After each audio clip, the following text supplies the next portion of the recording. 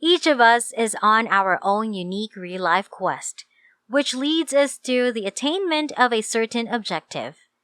We want to look better, feel better, and live better because we are worthy of it. We need to be patient and persistent if we want to succeed. The journey itself can be rewarding. Welcome to Prepared Leaders. In this video, I'll explain how I got started with self-improvement and how you should view your own journey. The graduating class of the high school I attended would then host a sort of battle royale, which was a pretty unique event. It was the month before we all graduated.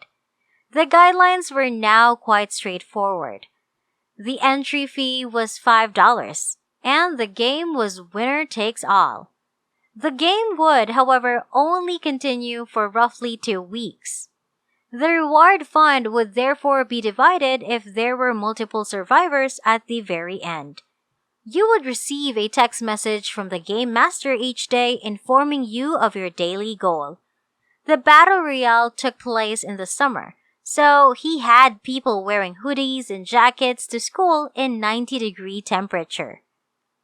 This was the person you had to hunt down and kill. Not literally with a knife, okay?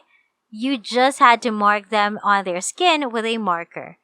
There were now a few additional guidelines. Number 1. You were not allowed to skip school or cut classes. You would lose your chance to win if you were caught doing it. Number 2. You were immune while in class. This was done to avoid the game interfering with the student's actual academic work. Number 3. If you killed someone, your new target would be their target. In such a case, Sam killed Ben and Shelly killed Ben's target. Sam would now be after Shelly. Number 4. If you killed 3 people in the span of 24 hours, you would gain immunity, which meant you were off limits for the next 24 hours. So that was the approach that was more assertive. Find 3 people and you could unwind. Number 5. You had to kill at least 1 person throughout the game. The only thing this would do was stop people from playing too passively. You simply had to murder 1 victim. Number 6. You were not allowed to kill the person who was hunting you. The only issue was that you had no idea who it was, so you either had to pose as some kind of spy. The first strike then returns fire. So a big part of the class of graduates chose to take part in the battle royale. I don't recall the exact figures, but we had over 300 participants, so the prize pool was sizable, especially for a group of high school students. Therefore, everyone approached it seriously.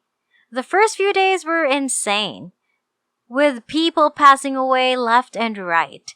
You would receive text messages every couple of hours letting you know who had recently died, how many people were still alive, and who was protected for the day.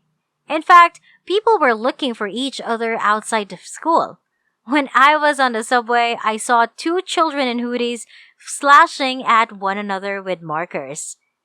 Now, I got lucky since my target was this girl I went to class with.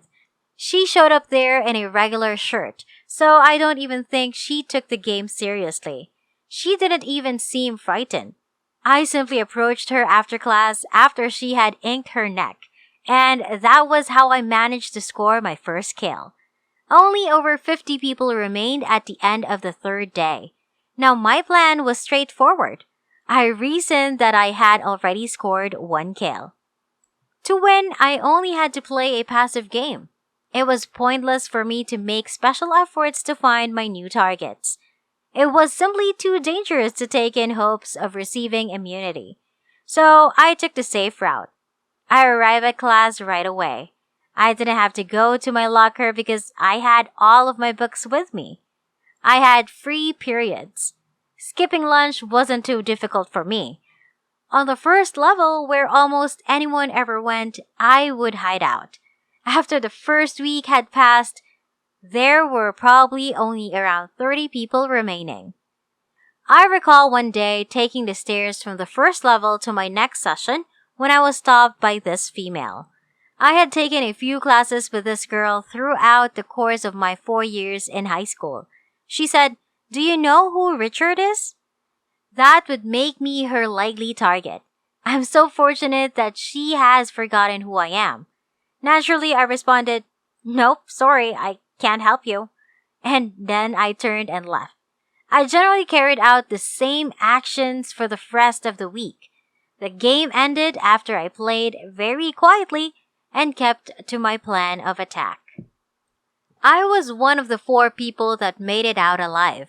I was overjoyed to have truly prevailed in a battle royale. The game master then texted everyone who won to congratulate them and ask us to come up with him so he can deliver us the winnings. So I went and spent about $200, and when the game master saw me, he said, "Oh, so you're Richard."